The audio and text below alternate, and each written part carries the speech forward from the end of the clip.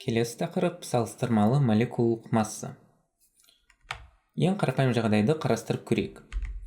Тек қана екі элементтің бір атомынан тұратын молекуланы алайық. Мысалы, кальций О. Бұл жерде кальцийдің атомдық массасы 40, оттектің атомдық массасы 16. Молекулалық массасын табу үшін жай ғана екеуін қоса саламыз. Сонда 56 шығады. Бұл ең қарапайым жағдай. Бірақ егер одан бөлек индекстер бар болса ше. Бұл жағдайда бізде сутектің атомдық массасы 1, оттектікі 16. Екеуін жай ғана қоса салсақ, бізде молекулалық масса шықпайды. Себебі сутектің 2 индексі бар. 2 деген индексі. Осы индекс 1-ге көбейтіледі. Себебі ол сутекке тиесілі. Сутектің астына жазылған индекс сол сутектің атомдық массасына тиесілі. Сол үшін 1-ді 2-ге көбейтеміз. Ал оттекте индекс болмаған соң, оны ешнәрсеге көбейтпей қойсақ болады. Сонда бізде 17-нің орнына 18 шығады. Және ең күрделі жағдай, ол егер жақша бар болса. Жақшасы бар молекулаларда 1-ден 2 индекс болуы мүмкін. Жақша сыртындағы және жақша ішіндегі.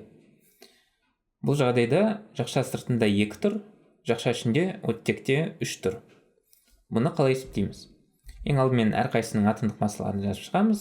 Кальцийдікі 40, азоттікі 14, оттектікі 16. Молекулалық массасын есептеу үшін 1-ден кальцийдігін жазып қойсақ болады. Ол жақша сыртында тұр. Сол үшін оны 1-ден жазып саламыз. Ал формулада жақша ішінде тұрған заттар молекулалық массасын есептеген кезде де жақша ішінде болады.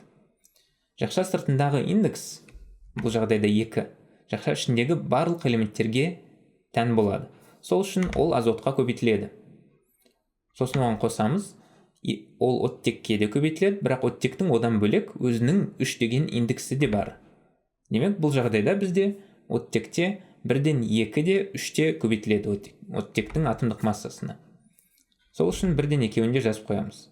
Осыны есептесек, бізде 164 шығады. Демек, молекулалық массасы жақша болған жағдайда осылай есептеледі.